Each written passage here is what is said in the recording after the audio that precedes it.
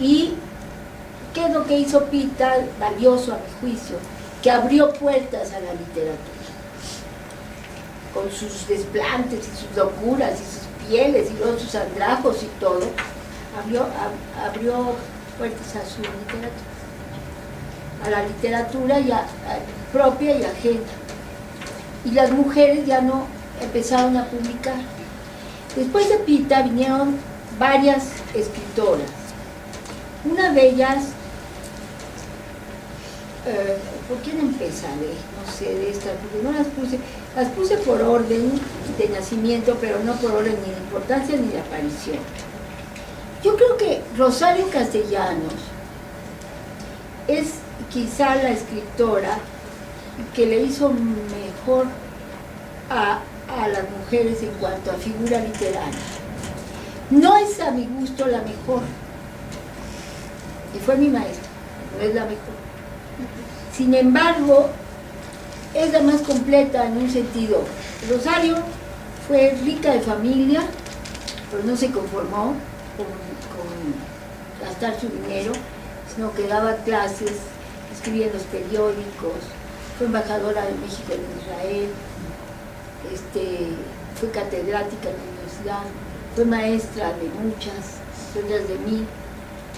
O sea, y era una maestra muy chistosa porque te contaba todos sus problemas, no tenía el menor pudor para contarte los pleitos con su marido. Yo me acuerdo que hay veces le decía, maestra, la acompaño en su coche. Bueno, ahí íbamos, y me iba contando el pleito que había tenido en la mañana con Ricardo Guerra, que era su marido, un filósofo, hasta su coche, ¿no?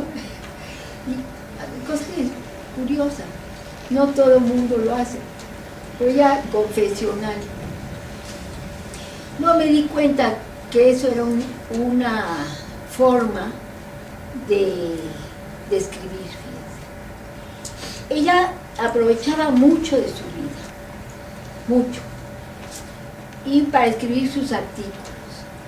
Entonces, al contar cosas, los iba componiendo. Y ya, una vez compuestos en su cabeza, los publicaba. Estoy completamente convencida que esa fue una de las fórmulas en que ella escribía. A mí me fascinaba. Pocas mujeres más inteligentes he conocido en mi vida. Me acuerdo que una vez me dijo, bueno, ¿y usted por qué está aquí? A ver, dígame, ¿qué hace usted en la Facultad de Filosofía? ¿Porque me quiero parecer a usted? Dijo, ¿pero por qué estudió usted letras y no filosofía como yo? Porque no supe, maestra. La verdad es que a mí me gusta contar historias, un poco a lo Cherezada. Y alguna vez que me metí en clases de filosofía con grandes maestros, para poderlos entender tenía que pensar en naranjas, hagan de cuenta. Los conceptos abstractos los reducía a naranjas o a árboles o a cosas concretas. Digo, es un ejemplo idiota, ¿no? Pero para darme a entender. Era demasiado abstracto todo. Rosario escribe muchísimo para periódicos, luego lo juntaban en libros. Después de libros, tiene 2 novelas, una de ellas totalmente autobiográfica, ya era chapaneca, escribe Balún Canán, y es la historia de su infancia y de su gran trauma personal. Ella tenía un hermanito, ¿sí saben la anécdota? Bueno, tenía un hermanito, que era la adoración de la mamá y el papá, y ella pues, también, pero más de ahí, el hijo. Y el hermano muere de meningitis. Y en medio del sepelio y de los gritos y de todo lo que conllevó esto, la mamá decía, Dios mío, ¿por qué te llevaste al varón y no a la mujer? Qué horror, ¿verdad? De ahí ella siempre fue feminista. Ella amiga de, bueno, no amiga, pero sí admiradora de Simone de Beauvoir, de Simone Weil, de las grandes feministas francesas. Por ahí, ¿no? Ese trauma nunca se me olvidó. y lo aprovechó muchas veces en su literatura. Tiene muy buenas poesías. Hay quien dice que como poeta es mejor que como prosista. Livy de Arruiz es precioso. Tiene otro que se llama Poesía no es tú, que ese es una venganza contra Ricardo Guerra. Tiene un libro de cuentos, que el último que escribió, que se llama Álbum de Familia. Ahí sí tiene un par de cuentos absolutamente rencorosos contra Ricardo Guerra. Uno de ellos, que se llama Lección de Cocina, le dice: no que eras tan buena en la cama, yo no siento nada contigo. Digo, no lo dice así. Están ustedes hablando de una gente que reduce todo a lo comprensible, a lo directo. No, cuando escribo no. Cuando hablo un poco. Pero en esencia ese cuento es lo que dice, ¿no? Es una venganza en contra de Ricardo. No, una venganza fuerte, porque se dividió mucho las opiniones. Yo no creo que se pueda hacer eso.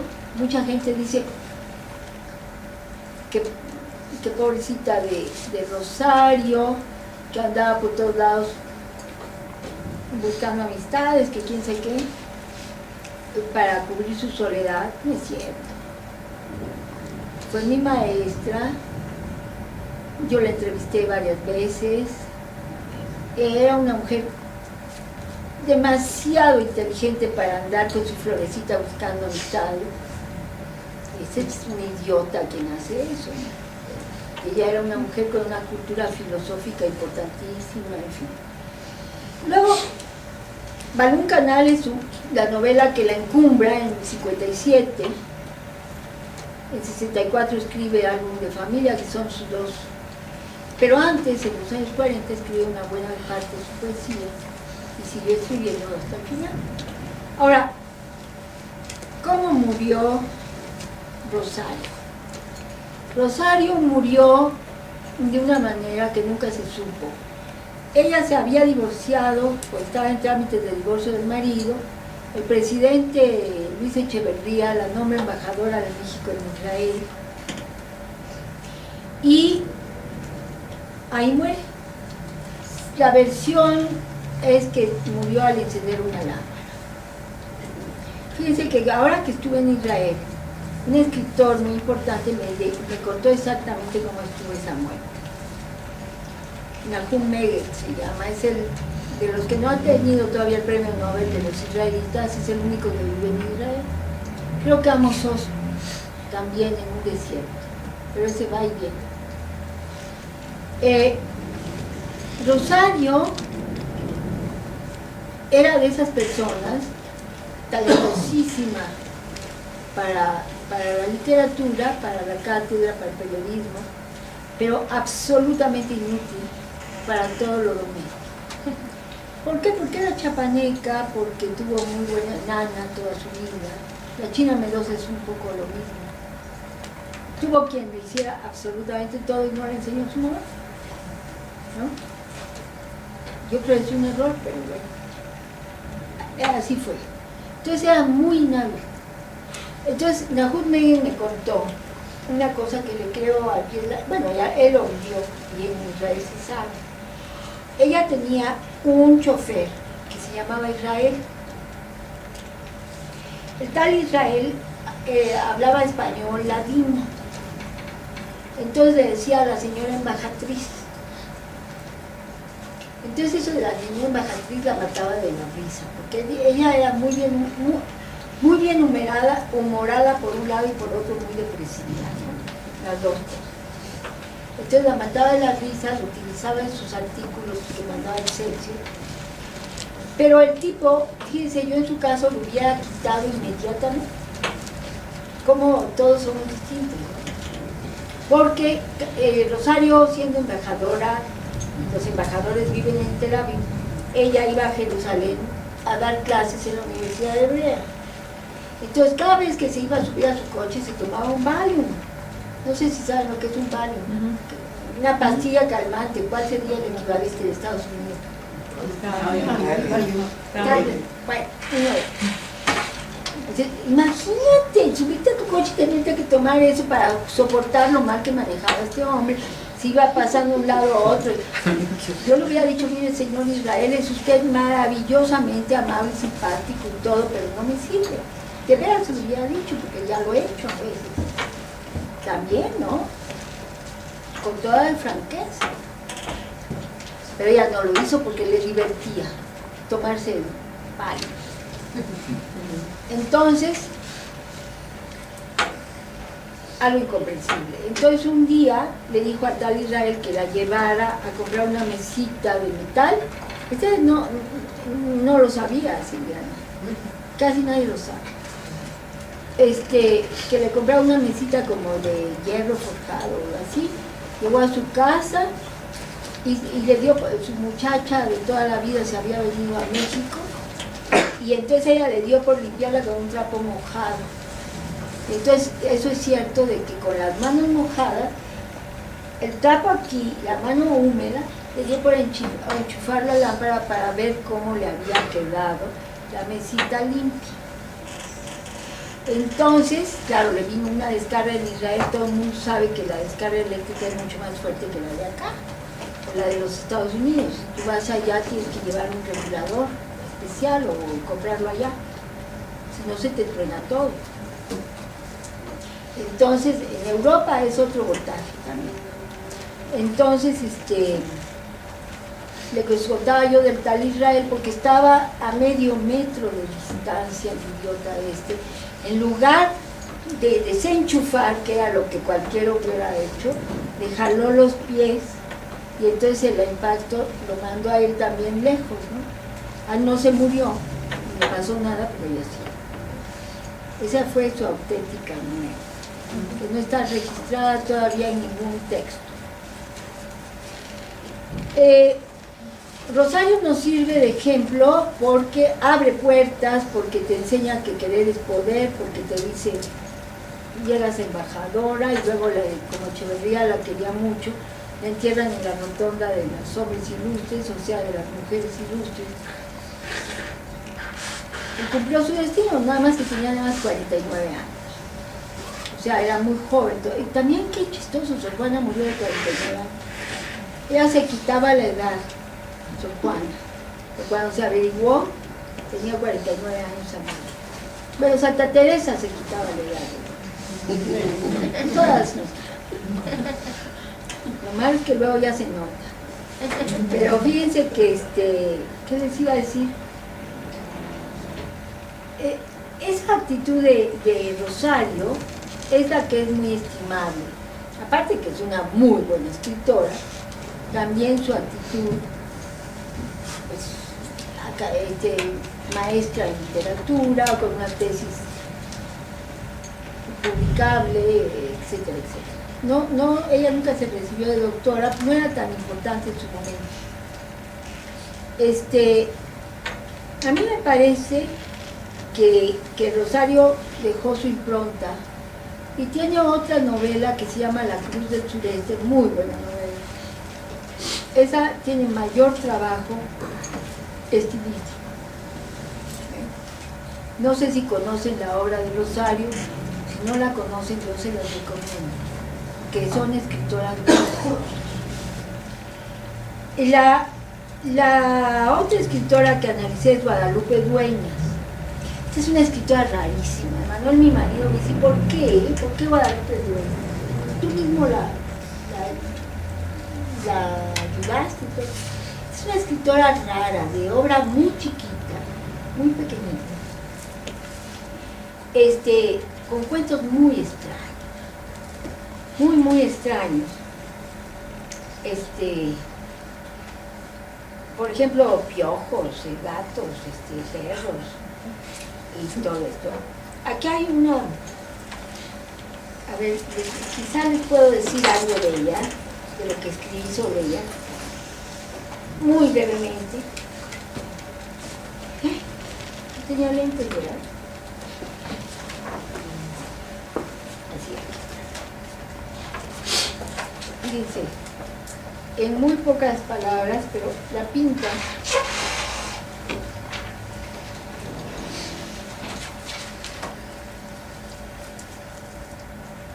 Ella es de Guadalajara, Jalisco, de una familia chiflada, según dijo en alguna entrevista, eso me lo dijo a mí. Hasta hace poco su fecha de nacimiento se registraba el 19 de octubre de 1920. Por exigencias de una antología supe que el año fue 1912 o 1908. Así se quitaba con ganas el de Esta mujer de ascendencia española y libanesa aseguraba: tengo alma provinciana, pero camino entre la ciudad y la provincia. Pita Dueñas tuvo una infancia difícil. Hizo sus primeros estudios en el Colegio Teresiano de Morelia, Michoacán, interna desde los 7 años. Se sentía desdichada y sola, separada de todos. Tuvo muchísimos hermanos y ella los educó. También era una mujer bonita, creo yo. Aquí parece la bruja de Blancanieves, pero era guapa. ¿Verdad? Extrañamente. Se me ocurre cada cosa horrible, ¿verdad? Ya no voy a decir. Pero, mira, era una mujer guapa y me dice en una entrevista que ella, siempre los críticos dicen que tenía una gran imaginación, pero que todo lo que ocurría en su vida era cierto. Hay un autor muy amigo mío, un director de teatro, Miguel Sabido, que tuvo la beca de escritores junto con ella. A ella le dieron la beca de escritores ya muy tarde, como una excepción, y que Miguel Sabido vivía enfrente de su casa. Entonces me cuenta una anécdota que también la cuenta Vicente Leñero y algunos otros escritores, que un día le habla a Pita y le dice: Miguel, ven por favor, ven, tengo un problema muy serio. Y él tenía la llave de su casa, de la casa de Pita. Dijo: pues ¿qué te pasa? Fíjate que hay un tigre debajo de mi cama. Le digo: ay, Pita, tú estás más loca, no es cierto, ¿cómo va a haber un tigre debajo de tu cama? Tú ven y verás que es cierto, por favor, ven. Y entonces que Miguel, bueno, voy, todo desvelado y así, abre la puerta, llega, sube las escaleras, se agacha y allá había un tigre. Y el tigre fue porque el hermano menor de Pita era cazador, y se llevó el tigre a la casa y el tigre se le escapó de una jaula y